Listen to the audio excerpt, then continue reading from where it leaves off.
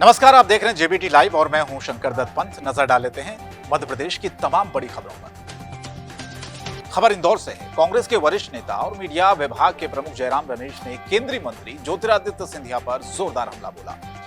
उन्होंने कहा कि ज्योतिरादित्य सिंधिया को कैबिनेट मंत्री बनना था, साथ ही दिल्ली में सफदरजंग वाला बंगला चाहिए था। इसी वजह से उन्होंने कांग्रेस छोड़ी और बीजेपी में चले गए। उन्होंने कहा प्रधानमंत्री की नियत और नीतियों के कारण देश टूटने की संभावनाएं बढ़ रही हैं, राजनीतिक तानाशाही बढ़ गई है। इसके खिलाफ ही राहुल गांधी भारत जोड़ो यात्रा पर निकले हैं। जयराम रमेश भारत जोड़ो यात्रा में पदयात्री के तौर पर शामिल हुए हैं। यात्रा गुरुवार को नजरपुर पहुंची, जहां जयराम रमेश और मध्य प्रदेश के पूर्व मंत्री तरुण भनोट ने प्रेस कॉन्फ्रेंस की। जयराम रमेश ने आरोप लगाया कि मध्य प्रदेश में यात्रा को दबाने की कोशिश की गई। इंदौर में यात्रा के बैनर हटाए गए, पुलिस अफसरों से बहस हुई। इसके बाद भी यात्रा राहुल गांधी की उन्होंने कहा सफल रही। खबर उज्जैन से है। एक दिन ब्रेक के बाद भारत जोड़ो यात्रा उज्जैन जिले से आगे बढ़ी। यात्रा में दिग्विजय सिंह भी शामिल हुए। कांग्रेस के वरिष्ठ नेता जयराम रमेश सेवा दल की टीम के साथ यात्रा में सबसे आगे चल रहे थे। राहुल के साथ बारी बारी से उज्जैन के स्थानीय नेता भी साथ चल रहे थे। राहुल नेताओं से मालवा क्षेत्र के बारे में भी जानकारी ले रहे थे। यात्रा में अभिनेत्री स्वरा भास्कर भी शामिल हुई। वे काफी देर तक राहुल गांधी से बातें करते हुए साथ चली। राहुल के साथ चल रही टीम यात्रा में शामिल आम लोगों को भी उनसे मिलवाने के लिए ला रही थी। विधायक जीतू पटवारी, पूर्व मंत्री पीसी शर्मा भी यात्रा में शामिल हुए। यात्रा का गुरुवार को 83वां दिन था। बता दें आपको कि अब तक 36 जिलों से भारत जोड़ो यात्रा गुजर चुकी है। अब श्रीनगर तक पहुंचने के लिए यात्रा को 1209 किलोमीटर की दूरी तय करनी है। भारत जोड़ो यात्रा मध्य प्रदेश में 23 नवंबर को दाखिल हुई थी। खबर डिंडोरी से है, जहां के शाहपुर से जनपद शाहपुर के अंतर्गत ग्राम पंचायत छपरा में पैसा एक्ट को लेकर आयोजित ग्राम सभा में प्रभारी मंत्री मोहन यादव सहित बाकी को शामिल होना था, लेकिन प्रभारी मंत्री के आने से पहले ही जिला पंचायत सदस्य ज्योति प्रकाश दुर्वे और पूर्व विधायक डॉक्टर CS भवेदी मंच में भाषण देने को लेकर आपस में ही भिड़ गए। जानकारी मिली है कि दोनों ने एक दूसरे पर मंच संचालन को लेकर आरोप लगाए।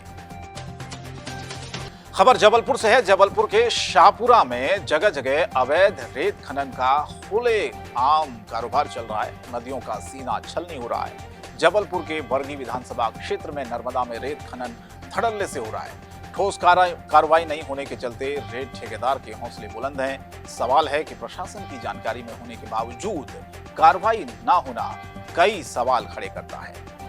बारगी विधानसभा के मगरमुहा, शीतलपुर, मलकचर, भड़पुरा के अलावा महगवा घाट से रेत निकासी होती है। अब सवाल है, आखिर अवैध रेत खनन और रेत माफियाओं पर कार्रवाई कैसे होगी? खबर ग्वालियर से है। ग्वालियर के रेलवे स्टेशन के रीडेवलपमेंट का काम अगले महीने यानी कि दिसंबर में शुरू हो जाएगा।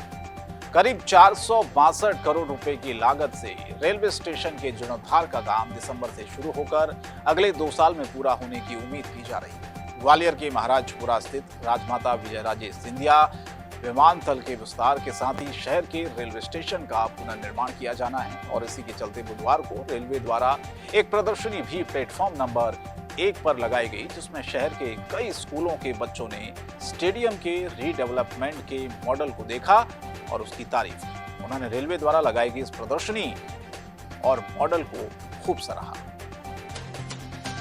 खबर डिंडोरी से है। शाहपुरा डिंडोरी में प्रधानमंत्री नरेंद्र मोदी ने स्वच्छ भारत मिशन अभियान की शुरुआत की थी। देश के कई राज्य, जिले, ग्राम पंचायत में स्वच्छता मिशन की खूब चर्चा हुई। लोगों ने बढ़ चढ़कर इस अभियान में हिस्सा लिया, लेकिन मध्य प्रदेश के मंडला लोकसभा क्षेत्र के साथ केंद्रीय ग्रामीण विकास राज्य मंत्री फग्गन सिंह कुलस्ते के आदिवासी बाहुल्य जिला डिंडोरी के शाहपुरा विकासखंड जनपद पंचायत के अंतर्गत ग्राम पंचायत सांसद आदर्श ग्राम पडरिया कला में 3 महीने से पानी जमा की समस्या बनी हुई है। ये तस्वीरें ग्राम पंचायत भवन की है, जहां पर आंगनवाड़ी भवन संचालित हो रहा है। तकरीबन 2 दर्जन से ज्यादा बच्चे पढ़ने आते हैं, लेकिन बच्चों को आने के लिए रास्ता तक नहीं मिल पाता। बच्चों की मुश्किलें बढ़ती हैं। आंगनवाड़ी भवन पहुंचते पहुंचते बच्चे काफी परेशान रहते हैं। इन हालातों पर किसी भी नेता की आज तक कोई नजर नहीं गई। अगर नजर जाती तो शायद इन बच्चों को आवाजाही में इतनी दिक्कतें नहीं होती।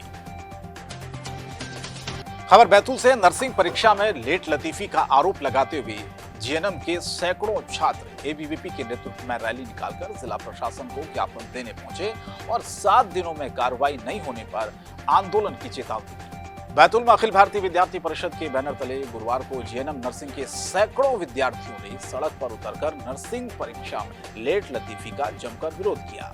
विशाल रैली की शक्ल में विद्यार्थी कलेक्ट्रेट पहुंचे, जहां सभी ने परीक्षा आयोजित करने की मांग को लेकर प्रदेश के स्वास्थ्य मंत्री के नाम जिला प्रशासन को एक ज्ञापन भी सौंपा। नर्सिंग के छात्रों की ये मांग है कि जल्द से जल्द परीक्षा आयोजित की जाए। नगर मंत्री सोनू बोरवल ने बताया कि यदि 7 दिनों के भीतर कार्रवाई नहीं की गई तो एबीवीपी के द्वारा मुख्यमंत्री के खिलाफ भी आंदोलन होगा।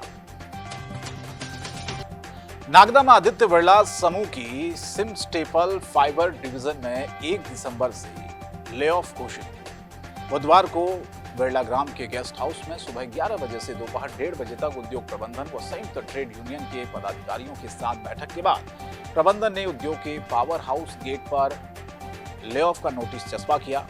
मामले में प्रेस के वरिष्ठ जनसंपर्क अधिकारी संजय व्यास ने ले ऑफ की पुष्टि की। व्यास ने बताया कि वैश्विक मंदी के कारण उत्पादन के अनुरूप विश्व बाजार में माल की डिमांड नहीं होने से 2 महीने पहले ही उद्योग की 11 में से 4 मशीनें बंद की जा चुकी हैं। बावजूद श्रमिकों को नियमित काम दिया जा रहा था, मगर अब सवाल है कि समस्या और ज्यादा खराब होती जा रही है। मध्य प्रदेश की खबरों फिलहाल इतना ही। जेबीटी लाइव पर खबरें जारी रहेंगी।